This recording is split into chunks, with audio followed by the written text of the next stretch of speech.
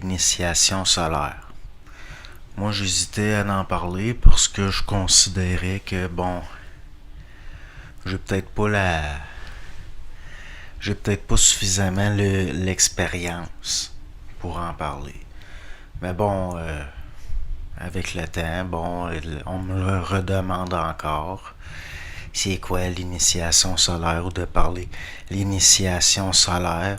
L'initiation solaire, c'est la transmutation des corps inférieurs d'un individu, entre autres par son expérimental, une intégration. Donc, faut qu'il y ait, s'il y a une initiation solaire, c'est parce qu'il y a un début d'autres processus avant un alignement, puis bon. Ce qui arrive souvent, c'est quand l'individu il atteint le bout de son psychologique, son moi psychologique, encore et encore, puis il se rend encore compte qu'il est à la merci des événements, qui constate son impuissance une fois de plus. Parfois, il va lâcher prise, comme s'il y avait une sorte d'effondrement de la personnalité. Puis là, il lâche prise des impressions, si on peut dire, qui réfléchissait dans son mental. Puis tout d'un coup, des fois, il y a un éclair de lucidité qui vient à la fois le choquer et se porter à son secours, si on peut dire. L'esprit, c'est comme si ça veille dans l'individu, puis il intervient périodiquement dans certaines phases, à l'insu, si on peut dire, de l'individu, à des moments programmés, puis souvent critiques. L'individu qui, par l'observation, il se rend compte de plus en plus qu'il possède de l'intelligence spontanée qui peut se manifester sans l'apport de la personnalité ou de son intellect, ce qui se manifeste en lui. C'est quand l'individu se rend compte de ça, cet individu-là, qui observe ça de plus en plus, par son observation, il se rapproche de l'intelligence réelle en lui, dans le fond. S'il y a une observation comme quoi que souvent, les éclairs, si on peut dire, de lucidité qui viennent porter secours, que c'est de l'intelligence, mais pas au sens de l'ego ou de ce qu'on appelle le moi, le je, le moi. Des fois, c'est comme s'il y avait de l'aide. Ça vient de l'individu, mais ça vient d'en dehors de sa personnalité. Ça vient C'était pas par sa réflexion, dans son intellect que ça arrive, puis ça se manifeste à des moments critiques souvent. C'est de l'intelligence qui existe en potentiel non complètement manifesté, si on peut dire, à cause du côté circonstanciel du développement de la personnalité puis de la perception de l'individu. L'individu, il est alourdi par son vécu, ses goûts et ses couleurs, si on peut dire, puis il est dans la subjectivité de sa pensée au niveau comment je pourrais dire ça, une personnalité qu'au fond, il n'a pas choisi. L'individu, il n'a aucune idée du potentiel qu'aurait son intelligence s'il elle bénéficiait des conditions optimales pour sa manifestation. L'individu, il n'a souvent aucune idée de toute la lumière inexploitée qui existe en potentiel en lui. C'est pas par le processus de son intellect que l'individu peut qui peut entrer en contact avec la lumière en lui. Le plus souvent, c'est par l'éclair de clarté spontanée qui suit le choc d'une vue de quelque chose, comme quelque chose qui n'était pas vu avant.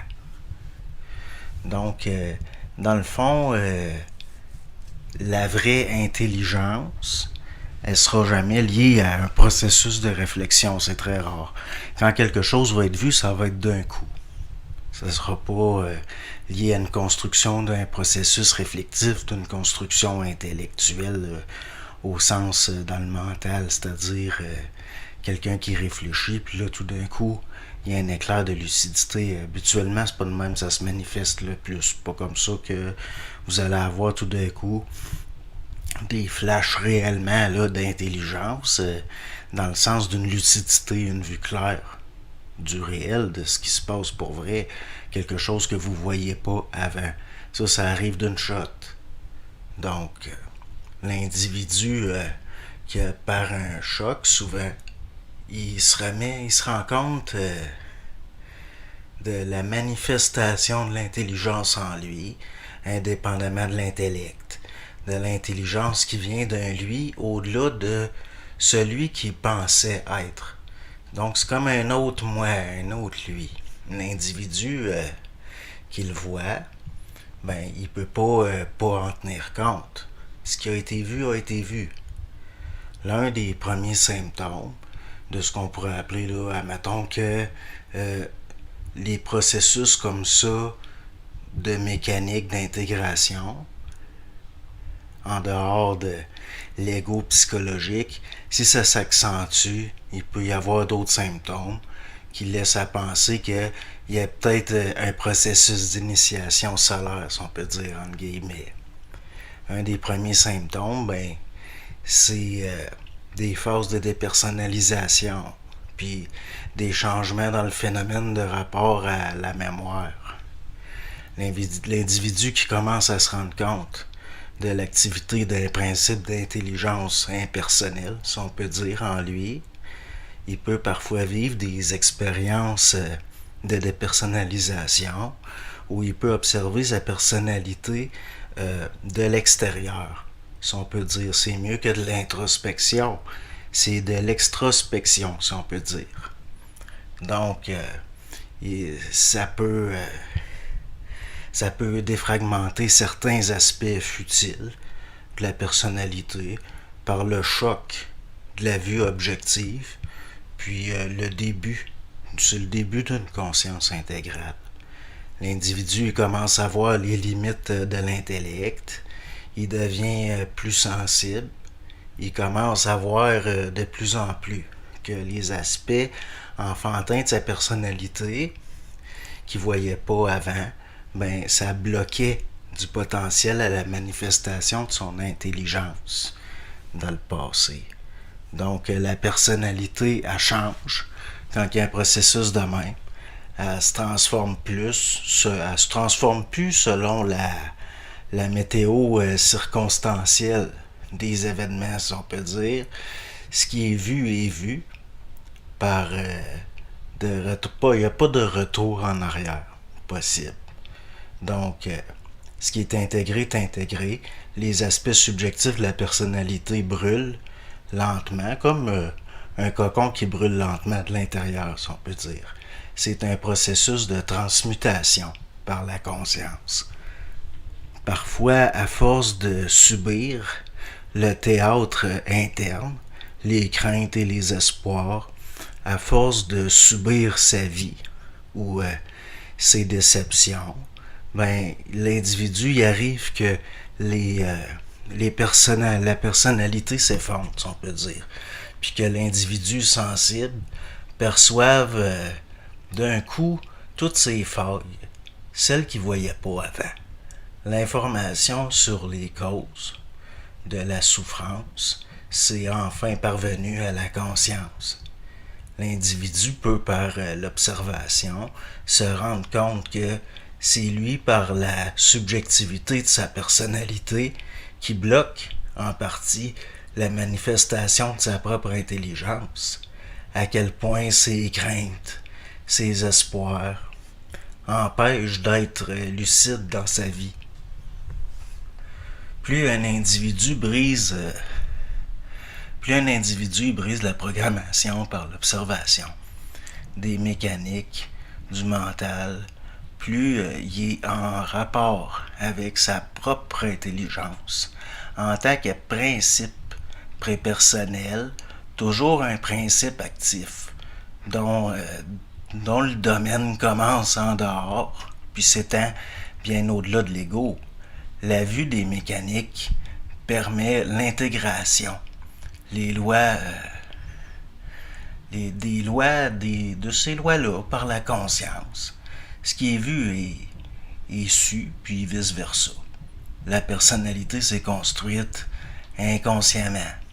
La conscience intégrale, ça déconstruit la personnalité subjective. La volonté de voir pour vrai, malgré les chocs, ben ça devient un principe de densification de l'intelligence en un centre. Le centre radial de la conscience intégrale de l'individu. Le point par où part une vue périphérique, panoramique, en expansion. Le point de densification par où l'intelligence vient se concentrer pour devenir de la conscience, c'est un soleil rayonnant. Un soleil rayonnant. Quand vous regardez dans la nuit avec une lampe de poche, votre corps est juste une interface. Puis votre vue est pas séparée, dans le fond, ni dissociable du faisceau de lumière qui est projeté. L'intelligence, c'est de la lumière, mais la main qui donne une direction à un faisceau, ben ça, c'est de la conscience. Les lampes de poche, ben ça sert pour la nuit. L'initiation solaire, c'est pour que la lampe puis le gars qui se promène dans la nuit de l'existence puisse fusionner. Que la lampe de poche soit fusionnée avec l'individu, puis qu'il devient un soleil, puis que c'est le jour. Ça devient le jour. La nuit est finie, puis c'est un jour perpétuel. La vue à travers une conscience intégrale, la vue, c'est le plus grand pouvoir créatif de l'individu. Par son observation, il peut accélérer des processus, puis il peut en défragmenter d'autres. Par l'observation, l'individu il peut voir la mécanique de son inconscience d'hier à travers sa conscience intégrale. Puis même d'un jour à l'autre, l'individu d'hier est de plus en plus un étranger face à l'individu d'aujourd'hui. Puis le temps n'a plus la même valeur non plus. Puis il n'est plus perçu non plus de la même façon. Le temps va être perçu différemment. L'expression de la conscience réelle, c'est toujours irréversible. L'intégration de la conscience réelle. Ce qui est intégré est intégré. Puis ça pourra être vu instantanément, même en dehors de l'observation, une fois que c'est intégré. L'initiation solaire, ça vise le rayonnement de l'intelligence dans l'individu, c'est-à-dire la multidimensionnalité de sa conscience. Dans le processus d'épuration qui densifie la capacité de contenance qu'il a de sa propre lumière, l'individu n'aura pas le choix de passer à travers des grandes souffrances, de la personnalité qui brûle en reflet dans le mental en voie d'épuration. La capacité, c'est ça de la souffrance psychologique, souvent. La capacité de se rendre compte que ce processus-là est irréversible, peut engendrer de la peur. Puis ça, ben la peur, ça peut être retardateur un temps. Mais l'incinération des vieilles structures que le psycho-affectif inconscient avait construit, et puis qui a pacifié l'ego, ça semble nourrir la construction d'un nouveau corps de perception plus fin. L'individu a souffert, mais comme il a vu comment puis pourquoi, il n'y pense plus. C'est brûlé, si on peut dire. Puis maintenant, l'individu est beaucoup plus sensible. Il voit plus clairement. La personnalité puis le caractère se sont formés en majeure partie inconsciemment. Puis c'est par l'observation de sa propre inconscience que l'individu se conscientise d'une façon un petit peu au début L'individu souffre de sa personnalité.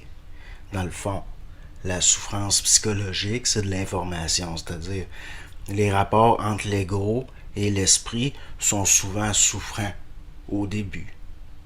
La personnalité ne peut pas bénéficier égocentriquement de l'esprit. Elle le subit. L'individu, il doit transmuter, puis d'une certaine façon, puis densifier un mouvement, un nouveau centre. Le vieil ego meurt, puis la conscience nouvelle apprend à donner une direction au feu de l'esprit. L'individu grandit en volonté et en intelligence.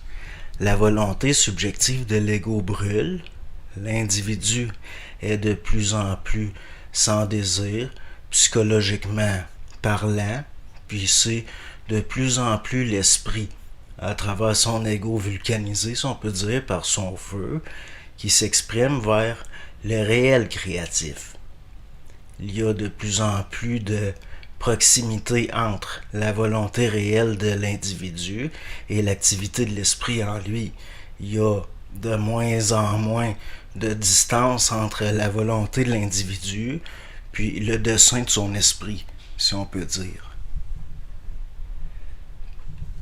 C'est par la vibration de l'esprit qui passe en lui que l'individu déchire des voiles, des formes, il détruit des formes. Puis au début, l'individu, encore psychologiquement dans sa perception, se fait mettre dans le pétrin, souvent, expérimentalement parlant, parce que c'est en mettant des voiles puis des formes dans la subjectivité de l'individu que l'esprit force l'individu à se dépasser. Puis, dans le fond, là, l'ultime but de tout ça, c'est que l'ego souffre de son esprit. C'est que le but de tout ça, c'est que l'homme psychologique, il doit se dépasser. L'esprit met des voiles pour forcer l'individu à les déchirer. C'est en partie ça, l'initiation.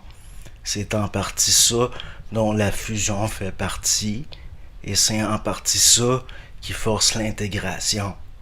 Puis c'est une des clés des forces évolutionnaires. Parce que même si il n'est pas conscientisé encore, le solaire dans l'individu, ben le premier noyau du solaire dans l'individu, ben c'est son esprit. La défragmentation de la subjectivité réflexive psychologique au cours du processus d'initiation par la conscience, puis au cours du processus d'intégration, dans le fond, par la conscience, peut pas se faire par la réflexion ou la connaissance du psychologique, parce que ça contreviendrait aux lois solaires de l'esprit, dans et au-dessus de la structure psychique de l'individu. C'est difficile à voir à cause des lois occultes de configuration de l'esprit, les lois mentales en dehors de l'ego réflectif, les lois de l'esprit. L'ego qui désire le rapport avec l'esprit, il va se rendre compte que l'esprit est contre lui, comme si sa peau était encore trop neuve, trop fragile pour les rayons du soleil. L'ego, lui, qui conscientise l'esprit, le subit moins l'esprit, mais il en bénéficie plus, de plus en plus. Au fond, c'est l'individu qui se conscientise dans son ego par l'activité de la vibration de l'esprit. Dans le fond, l'esprit individué dans un ego qui a dépassé le moi psychologique, expérimental, ça aboutit à de la conscience réelle. Un individu plus réel. L'initiation solaire, c'est un processus de transmutation des corps inférieurs. L'initié est juste un mutant, une créature qui reconnecte avec l'esprit de l'intelligence créatrice. Cet initié-là, il se transforme plus son expérimental en mémoriel psycho-affectif. La multidimensionnalité de sa conscience intégrale lui fait voir le plan expérimental comme une interface terminale, puis il s'en sert comme support pour la manifestation de l'intelligence qui passe à travers lui. Il sort des impressions, puis il entre dans l'expression de la vie. C'est pas en réfléchissant que nous, ce qu'on connaît, qu'on crée vraiment. Un individu qui est sorti des impressions, c'est un être nouveau. C'est comme un bébé avec un regard neuf. Mais c'est parce qu'il a un regard neuf qu'il voit du nouveau. Celui qui voit du nouveau, il peut entrer dans des espaces informatifs nouveaux. Sa vue est comme un véhicule perfectionné qui permet d'explorer du nouveau monde, des nouveaux mondes. Cet individu-là peut construire à partir d'informations nouvelles sur un terrain neuf. Un individu comme ça est polymorphe, en perpétuelle reconfiguration à l'image des rapports de son esprit avec la matière. Au début, c'est un sevrage, c'est un deuil. L'individu face à ce qu'il pensait de lui, de sa vie, de la vie. Encore un deuil, un sevrage, engendré par ce qu'il voit de la vie dans sa conscience nouvelle. C'est l'esprit qui initie ce mouvement-là, qui passe à travers ça commence par des cassures souvent.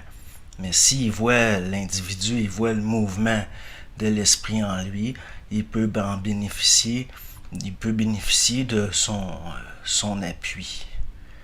Puis les deuils sont moins pénibles à surmonter, puis de l'ancienne vie, puis ça se fait plus facilement. De rapport avec la mémoire. Passer d'une conscience expérimentale psychologique à une conscience créative intégrale, c'est passer de la programmation mécanique circonstancielle à la capacité créative interplanaire, déployée selon la multidimensionnalité de la conscience d'un individu qui a fait la colonisation de son propre espace psychique, si on peut dire. Si l'individu est créatif, il se sert de la pensée comme des autres formes. Il n'y a pas à subir ses pensées, comme quand il pense qu'il subit sa vie, alors qu'au fond, il subit surtout ce qu'il pense de sa vie. Puis que si parfois il subit de plus en plus des événements pénibles dans sa vie, c'est souvent à cause de sa pensée subjective. Parfois, on se met dans le pétrin. Celui qui souffre de sa vie, il voit pas toujours que c'est l'esprit en lui qui l'interpelle, puis qui l'inonde d'informations sur la subjectivité de son rapport à la vie. L'individu qui devient créatif doit apprendre à gérer son matériel psychique. Là où c'était de la programmation qui gérait. Puis il devient de plus en plus nécessaire à mesure qu'un nouveau corps de perception plus sensible apparaît. Ça devient de plus en plus nécessaire de gérer le matériel. L'individu, il se laisse plus trop influencer par ses impressions. Il devient de plus en plus imperméable aux influences. Il devient prévoyant des dangers de l'impression. Il voit mieux par où les influences le manipulaient à travers sa programmation non conscientisée. Une forte impression, c'est jamais aussi important qu'une perception sensible spontanée.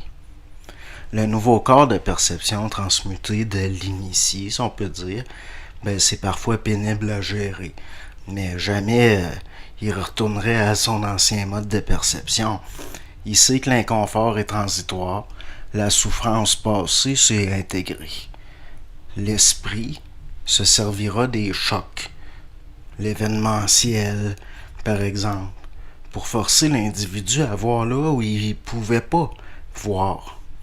Puis le choc sera de plus en plus vécu sans période de crise, à mesure du processus d'intégration.